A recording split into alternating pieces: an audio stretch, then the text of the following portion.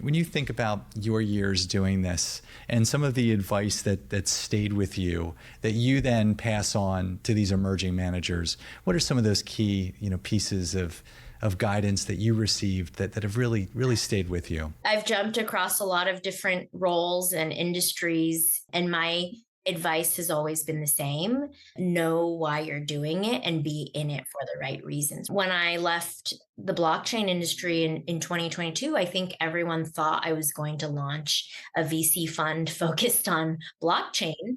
And that was far from what I wanted to do because, again, I was thinking about the broader market, right? And so even in blockchain, you're seeing a more reversion of the to the mean for returns.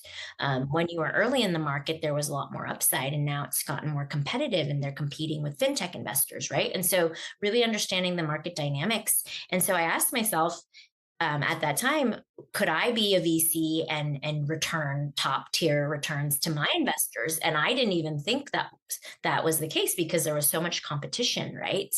Um, and even some of the best investors, they're still hoping and praying they get a few exits, right? Like you can even be the best and be at the whims of the macro cycles. It took me like a year plus to even decide to start main character capital because I was doing my research and I was really trying to convince myself out of it.